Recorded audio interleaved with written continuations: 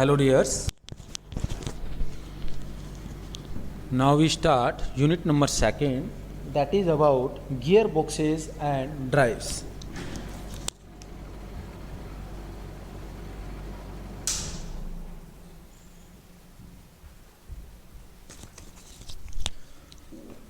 Okay तो first of all gear boxes, क्योंकि जैसे कि मैंने आपको यूनिट नंबर फर्स्ट में ही बताया था कि gear boxes work as a transmission system.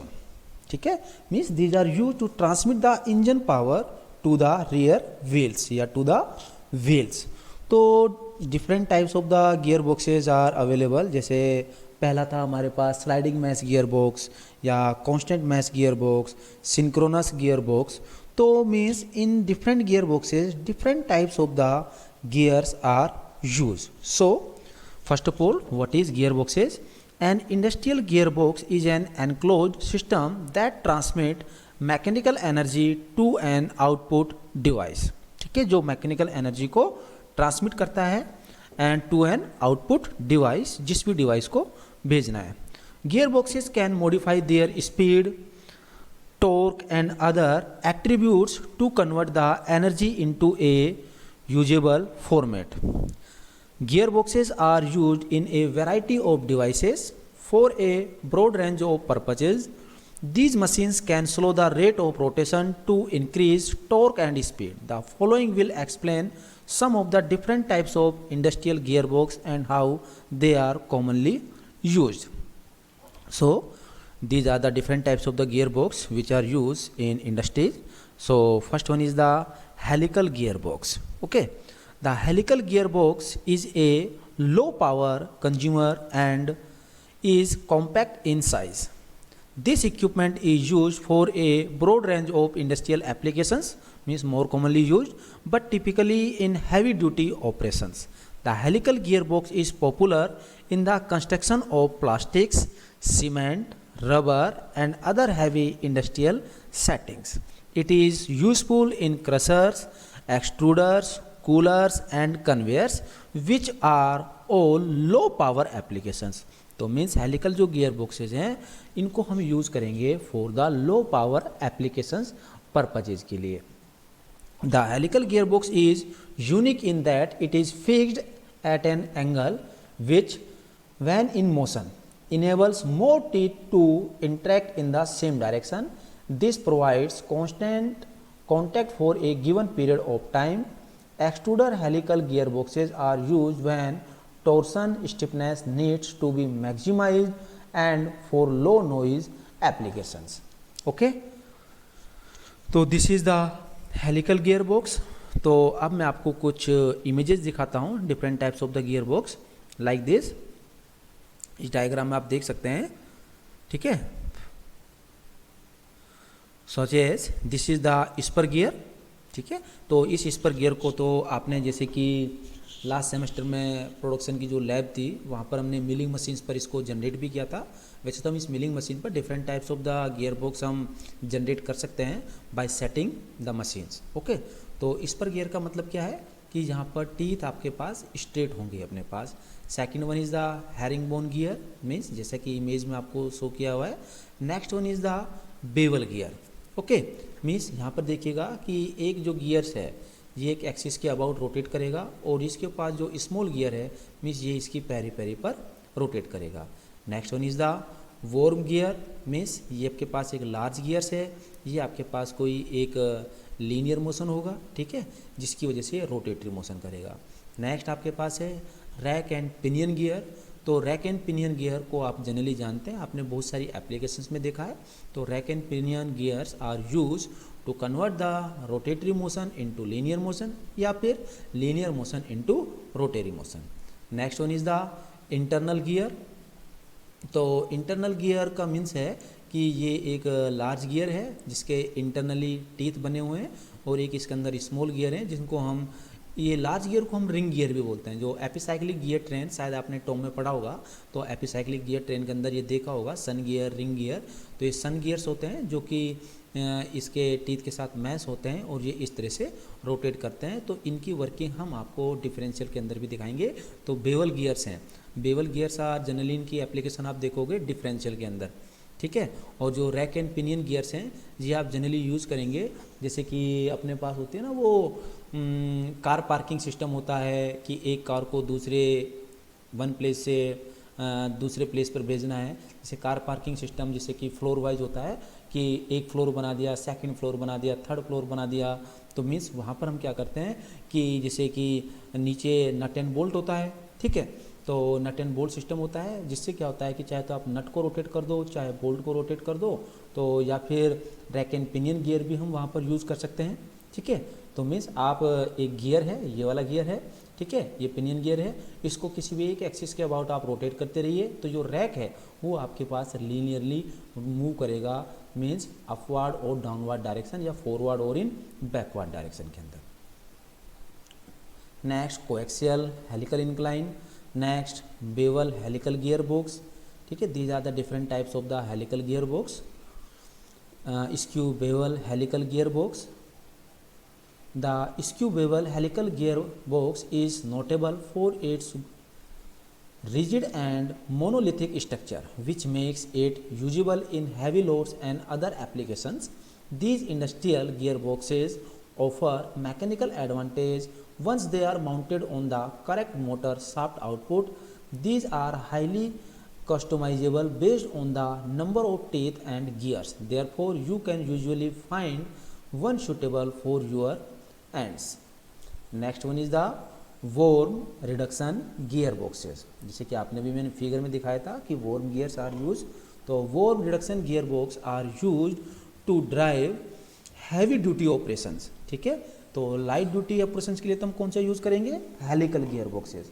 और heavy duty operations, heavy duty operations का मीन्स है कि जहाँ पर आपको ज़्यादा पावर ट्रांसमिट करनी पड़ रही है तो उसको हम बोल रहे हैं हैवी ड्यूटी ऑपरेशंस। तो for heavy duty operations we use worm reduction gear boxes या वर्म गियर्स, ठीक है। तो worm gear boxes are use when there is a need for increase speed reduction between non-intersecting crossed axis shafts. This type of industrial gearboxes use a worm wheel that has a large diameter, ठीक है, that has a large diameter। तो आपको मैं यहाँ भी दिखा दूँ, means ये रहा आपके पास वर्म गियर, तो इसका एक लार्ज डायमीटर रहता है ये, ठीक है। नेक्स्ट द वर्म और screw message with the teeth on the peripheral area of the gear box, ठीक है।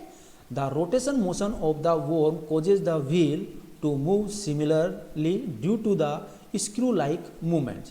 Most of these industrial gearboxes are used in heavy industries such as fertilizers, chemicals, and minerals. Next, we will discuss about planetary gearbox.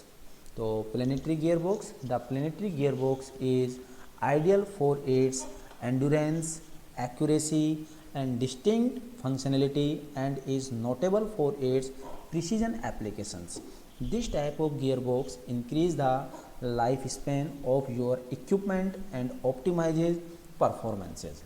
Planetary gearboxes come in either a solid type of hollow format or with a variety of mounting options including a flange, shaft और foot.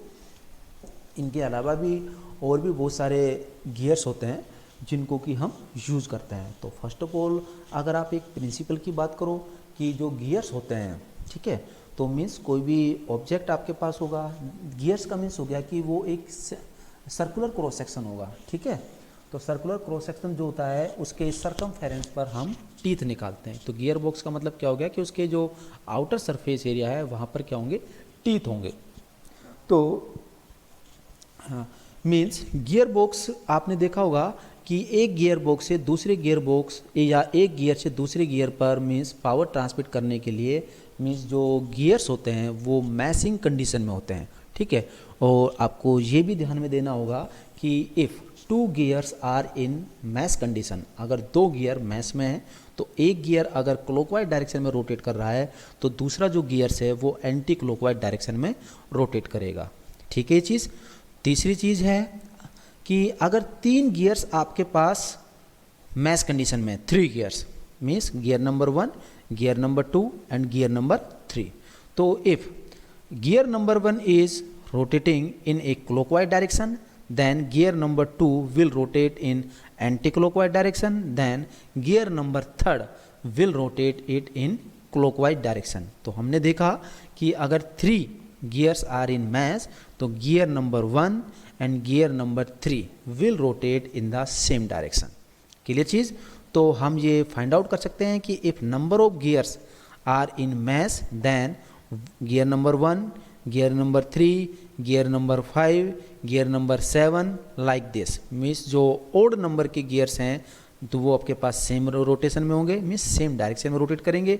और जैसे gear number 2, gear number 4, gear number 6 अगर इस तरह से हैं it means ये आपके पास सेम डायरेक्शन में रोटेट करेंगे. तो अगर कोई आपसे मल्टी गियर्स हैं वो मैचिंग कंडीशन में है तो आपसे कोई पूछना चाहता है कि if gear number 1 is rotating in the clockwise direction then what is the direction of rotation of the gear number 7. तो मीन्स 1, 3, 5, 7 मीन्स वो भी क्लॉकवाइज में होगा. अगर आपसे कोई पूछता है कि gear number 4 is rotating in the clockwise direction and there are 4 gears तो आप भी उसको बता सकते हैं कि डायरेक्शन ऑफ रोटेशन क्या होगा. ओके. तो gears are also a types of transmission system. तो मीन्स पावर को ट्रांसमिट करने के लिए अदर सोर्सेज भी हम यूज़ कर सकते हैं. जैसे कि आपने पढ़ा होगा BME के अंदर कि belt and pulley. Belt and पुली की हेल्प से भी हम एक पॉइंट से दूसरे पॉइंट पर पावर को ट्रांसमिट कर सकते हैं. लेकिन बेल्ट और पुली के अंदर स्लिपिंग के चांस होते हैं. ठीक है. या लॉन्ग डिस्टेंस पर हम पावर को ट्रांसमिट करने के लिए बेल्ट एंड पुली को यूज़ करते हैं. लेकिन वहाँ पर स्लिपिंग के चांसेस होने की वजह से हम क्या यूज़ करते हैं, गियर बॉक्सेज. क्योंकि जैसे कि ऑटोमोबाइल के अंदर गियर बॉक्सेज होते हैं तो वहाँ पर क्या होता है कि इन गियर्स के बीच में बहुत ही स्मॉल गैप होता है, मीन्स स्मॉल डायमीटर्स के होते हैं. और हम चाहते हैं कि जो इंजन पावर है, जो भी इंजन पावर है उसको हम जितना हो सके मैक्सिमम से मैक्सिमम उस इंजन पावर को हम यूटिलाइज कर सके. मीन्स वहाँ पर लॉस ऑफ एनर्जी मिनिमम से मिनिमम हो. अब देखा आप जब गियर बॉक्स के बारे में आपको पढ़ाऊंगा तो वहाँ पर हम देखेंगे कहीं पर लार्ज डायमीटर के गियर बॉक्स हैं, कहीं पर स्मॉल डायमीटर के गियर बॉक्स हैं. ठीक है. जैसे कि अपन बोलते हैं कि गियर नंबर 1 है वहाँ पर स्पीड कम आती है, गियर नंबर 2 जैसे डालते हैं तो स्पीड इंक्रीज हो जाती है. तो ऐसा क्या रीज़न है, तो मैं इसका भी मैं आपको एक कंसेप्ट बताता हूँ. सपोज 2 गियर्स हैं, gear number 1 and gear number 2 और both gears are in matching condition. Okay. अब देखिएगा सपोज कि गियर नंबर 1 का डायमीटर है वो लार्ज है और गियर नंबर 2 का डायमीटर है वो स्मॉल है. अब दोनों गियर मैच में है. सपोज कीजिए कि गियर नंबर 1 का डायमीटर है वो 10 mm है. ठीक है. और गियर नंबर 2 का जो डायमीटर है वो 5 mm है. तो अब आप देखिएगा कि जब दोनों गियर्स रोटेट करेंगे तो गियर्स नंबर 1 के टीथ हैं, गियर नंबर 1 पर जो टीथ होंगे वो गियर नंबर 2 से दुगने होंगे. ये तो श्योर हो गया है क्योंकि उसका डायमीटर उससे क्या है, डबल है. तो मीन्स अगर मैं फॉर एग्जांपल लूँ कि गियर नंबर 1 पर 50 टीथ हैं और गियर नंबर 2 पर 25 टीथ हैं तो गियर नंबर 1 जब कंप्लीट एक रोटेशन करेगा तो गियर नंबर 2 कितने रोटेशन करेगा, 2 रोटेशन करेगा. ठीक है. तो इट मीन्स क्या हुआ कि जो गियर नंबर 1 है उसका डायमीटर ज़्यादा है तो उसकी स्पीड कम होगी और गियर नंबर 2 की स्पीड क्या होगी, लार्ज होगी अपने पास. क्लियर चीज़.